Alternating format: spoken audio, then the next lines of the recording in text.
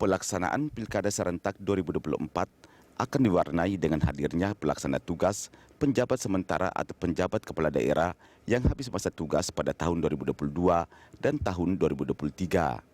Oleh karena itu, pemerintah perlu memperhatikan banyak hal jika mau menggelar pemilihan kepala daerah serentak pada tahun 2024. Gubernur Jawa Timur Kofifa Indar Parawansa mencontohkan pengalaman adanya PLT, penjabat sementara dan penjabat kepala daerah di Jawa Timur menjelang Pilkada 2020 lalu. Kofifa mengatakan power seorang kepala daerah menjadi penting, terutama pada saat-saat mereka harus mengkomunikasikan program dengan DPRD ketika harus merumuskan prioritas program dan membahas anggaran. Kofifa menyinggung efektivitas pemerintahan daerah jika terjadi rotasi aparatur sipil negara atau ASN pada jabatan tertentu. Sebab kewenangan seorang kepala daerah definitif berbeda jauh dengan kewenangan PLT, penjabat dan pejabat kepala daerah. Karena itu perlu dihitung kembali bagaimana efektivitas pembangunan daerah di bawah koordinasi para PLT atau penjabat itu. Apalagi di sisi lain, mereka akan dibebani pengelolaan anggaran yang cukup besar. Sementara hasil survei Indikator Politik Indonesia pada 1-3 Februari 2021 mencatat sebanyak 54,8% responden menginginkan pilkada tahun 2022 dan 53,7% responden menginginkan adanya pilkada tahun 2023. Namun pemerintah dan mayoritas fraksi di DPR menginginkan pilkada tetap digelar pada tahun 2024. Direktur Eksekutif Indikator Politik Indonesia, Burhanuddin Muhtadi mengatakan akan ada sekitar 272 pelaksana tugas, penjabat atau penjabat sementara kepala daerah jika pilkada digelar serentak pada tahun 2024. Para kepala daerah sementara itu akan ditunjuk oleh Presiden untuk gubernur dan Menteri Dalam Negeri untuk bupati atau wali kota. Menurut Burhanuddin, ini akan menjadi masalah dari sisi legitimasi dan demokrasi, di mana para PLT dan penjabat kepala daerah itu bukan merupakan hasil pemilihan rakyat secara langsung dan memiliki kewenangan yang sangat terbatas. Tim Liputan, Berita 1, Jakarta. Nasib 272 daerah di tangan PLT, itulah topik Morning Talks di pagi hari ini. Untuk membahasnya, kita terhubung dengan Pak Bahtiar, Direktur Jenderal Politik dan Pemerintahan Umum Kementerian Dalam Negeri. Selamat pagi Pak Bahtiar. Selamat pagi Mas, Assalamualaikum. Waalaikumsalam warahmatullahi. Terima kasih sudah bergabung bersama kami Pak. Ini pagi-pagi udah rapi sekali ini Pak Bahtiar. Persiapan bos kita berangkat kantor. Baik. Cuma ditahan Berita 1 ya, kita loyal langsung Berita 1. Pak Bahtiar, baik kita ke tema kita. Ini kalau kita melihat situasinya saat ini nampaknya revisi Undang-Undang Pemilu dan Pilkada ini mungkin nampaknya kalau kita ngelihat kekuatannya mungkin tidak akan terjadi ya. Meskipun ke depan masih ada segala kemungkinan. Kalau seandainya undang-undang ini tidak diubah, maka diprediksi ini akan ada sekitar 272 kepala daerah yang mungkin selesai masa jabatannya sebelum 2024. Ini koreksi kalau informasinya kurang tepat Pak ya. Nah ini konsekuensinya akan seperti apa nanti? Apakah pemerintah sudah mempertimbangkan hal itu? Ya, jadi Mas, jadi pemerintah itu dan DPR ini, undang-undang dulu, pasal 5 kalau tidak salah ya, Undang-Undang Dasar 1945, mengamanatkan bahwa undang-undang itu dibentuk oleh DPR dan pemerintah. Ya, jadi tidak bisa oleh DPR sendiri, tidak bisa oleh pemerintah sendiri. Nah, terkait dengan wacana yang di luar ya, pemerintah itu sejak tahun lalu nggak pernah merespon sama sekali. Sampai saya kurang lebih 3 minggu yang lalu memberi respon, dan putusan pemerintah adalah kita berpendapat bahwa Undang-Undang 10 tahun 2012 itu yang sudah kita rancang dulu kan juga kita yakinkan masyarakat itu. Kalau kawan-kawan masih ingat, Undang-Undang 10 tahun 2016 itu adalah perubahan dari Undang-Undang 1 tahun 2015 tentang pemilihan kepala daerah. Sebelum tahun 2015, pemilihan kepala daerah itu hampir tiap hari Mas. Capek masyarakat itu. Jadi pembelahan politik itu hampir tiap hari terjadi seluruh wilayah Indonesia. Bayangkan hari dalam setahun itu kan cuma 365 hari. Kepala daerahnya, bupati wali kotanya 514 kabupaten kota, 34 provinsi. Jadi kalau nggak diatur, itu hampir tiap hari pilkada seluruh daerah, dan mungkin hanya di satu kabupaten atau 2 kabupaten, tapi pembelahan-pembelahan di 1-2 daerah itu seringkali mempengaruhi situasi nasional kita. Tentu melelahkan sekali. Gitu. Masa soal rekrutmen politik aja harus tiap hari kita. Betul. Kapan membangunnya gitu. Betul, Pak Bahtiar. Jadi akhirnya lalu kita putuskan, Mas, di tahun 2015 itu kita yakinkan juga rakyat dengan alasan-alasan filosofis, sosiologis, yuridis, dan ada tujuan-tujuan yang tidak kita capai. Lalu kita bagi secara parsial 3 kali. 2015, 2017, 2018, dan pilkada serentaknya itu sebenarnya 2020 pastinya. Lalu tahun 2016 kita ubah lagi itu undang-undang yang seyogyanya pilkada serentak nasional kita laksanakan 2020, lalu kita geser menjadi tahun 2024. Nah, undang-undang pasal 201 ayat 8 Undang-Undang 10 2016 yang mengatur itu. Jadi bukan pemerintah yang mengatur itu. Itulah undang-undang yang mengatur itu adalah kesepakatan pemerintah dan DPR dan tentu dengan DPR sebagai wakil rakyat. Seluruh alasan-alasan filosofis, yuridis, sosiologis dan manfaat-manfaat apa yang hendak kita capai dengan keserentakan itu menurut kami itu belum berubah. Kok hari ini ujuk-ujuk mau diubah? Maka kami berpandangan undang-undang itu mestinya dilaksanakan dulu. Hasil pelaksanaan 2024 lah nanti yang akan menentukan, kita evaluasi. Hasil evaluasinya apa? Ada kekurangannya atau apa kelebihan di mana? Nah, hasil evaluasi itu yang menentukan apakah undang-undang itu nanti kita harus ubah lagi atau tidak. Dari sisi konstitusi, pilkada serentak 2024 secara konstitusi ya nggak ada yang dilanggar gitu. Hukumnya juga nggak ada yang dilanggar. Jadi saya kira pikiran-pikiran kita harus kita arahkan ke sana. Apalagi kondisi nasional bangsa kita hari ini. Jadi melihat politik, apalagi rekrutmen politik. Ini kan hanya soal cara rekrutmen politik. Tidak bisa dilihat ansi soal rekrutmen politik. Kita negara ini kan seperti tubuh manusia, ya seperti juga perusahaan. Ya, lihat kondisi-kondisi yang lain. Apakah kita mau memaksakan pemilihan rekrutmen politik di tahun ubah lagi gitu, sesuatu yang sudah kita susun secara baik itu yang belum kita laksanakan. Apakah kondisi ekonomi kita memungkinkan, kondisi sosial budaya, apa sih yang dibutuhkan hari ini oleh negara, oleh masyarakat? Masyarakat hari ini butuh vaksin, Mas. Bagaimana herd immunity bisa kita bangun secara cepat? Kalau ini kita bisa selesaikan 1 tahun, 2 tahun ini, kita bisa mulai membangun lagi. Dan jangan lupa untuk melaksanakan pemilu serentak juga 2024 sesuai dengan Undang-Undang 7 2017 tentang pemilihan umum, dalam hal ini pemilihan presiden, DPR dan DPD, pasal 167 itu dilaksanakan 20 bulan sebelumnya. Artinya relatif tahapan pemilu nasional, pemilihan presiden, DPR dan DPD, tahapannya itu sudah mulai tahun depan juga itu loh, Mas, tahun 2022. Saya bisa sebutkan angka-angka uang yang kita pakai, Mas, ya, untuk pelaksanaan pemilihan kepala daerah yang lalu, ya, biar menjadi referensi juga dari sisi anggaran misalnya. Pilkada tahun 2015 itu kita menghabiskan uang hampir 8 triliun, 7,56 triliun. Pilkada 2017, 101 daerah, kita menghabiskan 5,94 triliun, hampir 6 triliun. Itu baru dari APBN, APBD ya, Mas, ya? Ya. Pilkada 2018 itu satu daerah kita menghabiskan 18,99 triliun, jadi hampir 19 triliun. Pilkada serentak 2020 kemarin, 70 daerah, 19,45 triliun.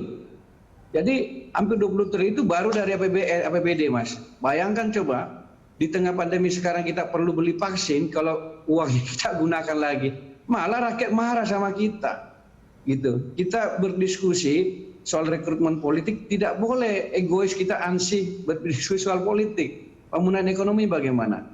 Masyarakat dan negara hari ini membutuhkan adalah bagaimana penanganan pandemi COVID-19 bisa kita atasi sebaik mungkin dan secepat mungkin, herd immunity itu bisa dibangun. Yang kedua, pemulihan ekonomi, begitu. Ya. Nah, saya kira ya Pak Bahtiar, ini saya ingat betul sebetulnya waktu pas proses penyusunannya di undang-undang ini, bahwa memang seperti yang tadi Pak Bahtiar katakan, dari segi biaya ini memang luar biasa sekali besarnya, makanya kita memerlukan ini. Terus kemudian pemberitaan di media nampaknya nggak ada, bukannya nggak ada ya, terlalu banyak pemberitaan tentang politik dan pilkada dibandingkan soal pembangunan misalkan. Tapi di sisi lain sebetulnya kan ada pertanyaan-pertanyaan lain yang muncul dan baru mungkin disadari kemudian. Misalkan soal bagaimana dengan nasib 272 wilayah yang kepala daerahnya berakhir ketika di 2022 dan 2023. Nah itu sebetulnya poin kita, termasuk itu saya mau jawab juga itu, Mas. Oke. Jadi tahun lalu itu kan 270 daerah kan yang memilih kepala daerah. Ya. Nah, beda dua saja, Mas.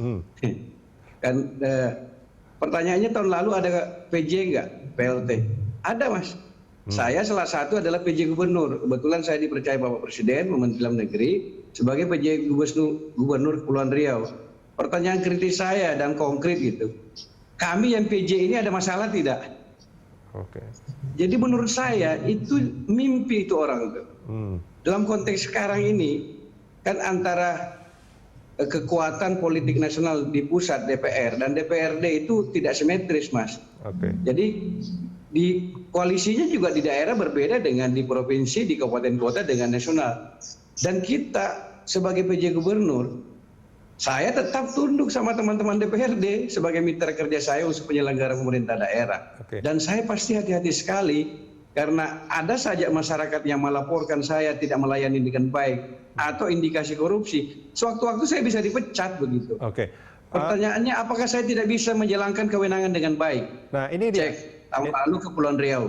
APBD kan dibahas sama saya. Dan saya tanda-tangani 30 November. Seluruh saya jalankan. Jadi menurut saya itu narasi-narasi tidak berdasarkan hukum dan tidak berdasarkan fakta. Oke. Apalagi berdasarkan pasal 201 ayat 10 dan ayat 11 itu bukan dijawab PLT, PJ, Mas, penjabat. Jadi nggak ada PLT, nggak ada PJS, yang ada adalah PJ. Penjabat kepala daerah itu sama, setara dan sebangun kewenangannya dengan pejabat definitif.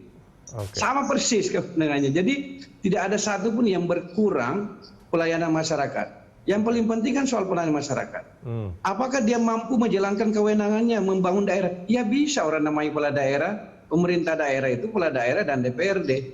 Bareng-bareng kita lakukan. Baik. 2018 juga ada PLT, PJS, PJ. Ada masalah tidak? Kan tak ada masalah. 2017 ada PJ, PLT juga 269. Ada masalah tidak? Kan tak ada masalah. Ini menurut saya narasi yang tidak berdasarkan fakta dan tidak sesuai dengan kondisi di lapangan. Pak Bahtiar, boleh saya garis bawahi sebetulnya ketika ada penjabat sementara itu kewenangan orang itu sama dengan pejabat yang definitif sebetulnya ya? PJ, Mas, penjabat, ya, bukan PJS, penjabat. Di ya? pasal 201 ayat 10 dan ayat 11 itu adalah penjabat. PJ itu, penjabat itu sama dan sebangun dengan pejabat definitif. Oke. Gitu. Oke. Kan kepala, iya. Oke. Apakah ini kan ini saya agak-agak ini juga ada penjabat sementara, ada PLT. Nah Gini. Nah itu di apa namanya? Kalau pilkada tetap di 2024, apakah semuanya itu akan ada penjabat atau juga ada PLT? Semuanya penjabat, Mas. Semuanya penjabat. Nanti akan menjadi penjabat. Itu sudah diatasi oleh undang-undang sendiri, sudah mengatasi. Makanya yang membentuk undang-undang 10 itu orang-orang hebat itu sudah mengatasi itu. Jadi undang-undang itu sudah mengatasi diisi oleh penjabat. Gitu. Oke. Jadi undang-undang itu sebetulnya sudah sangat clear menjelaskan bahwa nanti ketika ada apa namanya proses pilkada yang diundur, sementara pejabat definitif itu sudah berakhir, itu akan diganti dengan penjabat. Oke. Iya. Okay. Jadi memang pembentuk undang-undang pada saat itu memang sudah merencanakan transisi, Mas ya. Jadi yang mestinya kepala daerah itu dipilih secara langsung ya oleh DPRD, oleh rakyat, karena kondisi transisi untuk menyerentakkan 514 kabupaten kota dan 34 provinsi, ada yang berakhir 2022, ada yang berakhir 2023, maka di saat itu akan diisi oleh pejabat kepala daerah itu. Oke. Itu sebenarnya sudah diantisipasi itu. Nah, kewenangannya persis sama. Nah, rekrutmennya ya saja yang beda gitu. Sama saja misalnya, Mas.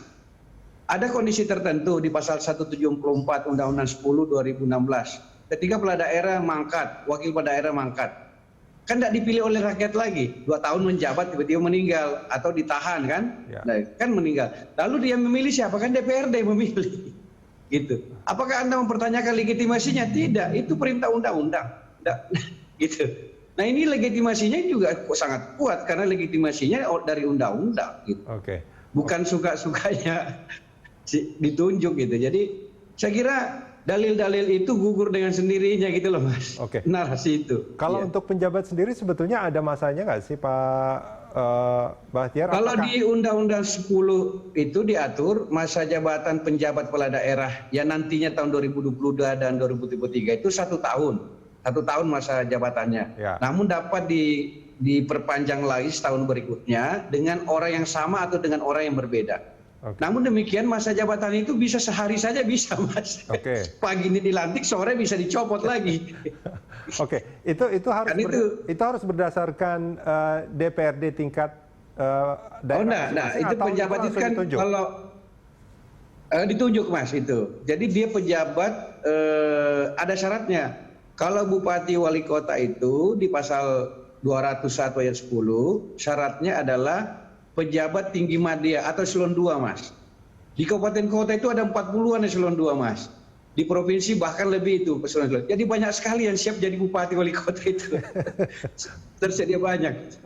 Kalau untuk PJ gubernur kan 34 gubernur 2017 2022 enggak salah itu 17. Di kementerian itu kan puluhan ratusan eselon 1 itu Mas. Ya kan? Jadi bukan hanya Kementerian Dalam Negeri, bisa dari Kemensos, bisa dari Kemenko Polhukam. Yang penting di eselon 1, pejabat tinggi media namanya. Jadi kita yang ditunjuk jadi PJ, hati-hati sekali bos. Gitu. Jadi saya merasakan langsung ya Mas ya, tahun lalu saya diberi kesempatan 71 hari memimpin Kepulauan Riau, masa pilkada di masa pandemi.